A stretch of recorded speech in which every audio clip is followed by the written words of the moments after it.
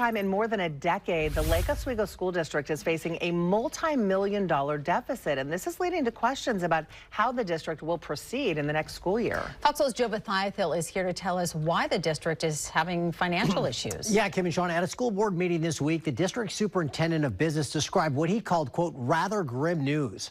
For the first time in more than 10 years, LOSD is facing a budget shortfall going into next year, and it's not a small one. They're expected to bring in about $12 million less in revenue than they are scheduled to spend. Now, there are several factors causing this: a rise in payroll expenses, along with increased contributions to PERS, the state's employee retirement system. And the problem is, not only is there a budget shortfall, but the district doesn't have any cash reserves to make up the difference. In a letter to parents, the LOSD superintendent wrote that the district has used those reserves over the past 4 years to provide support for students as they recovered from the pandemic.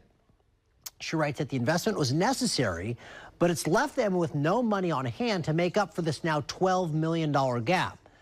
So, of course, the big question now is, where will the district have to make cuts for the coming school year? Now, the district has not publicly said where cuts will be and if that would mean any sort of positions or faculty would be cut.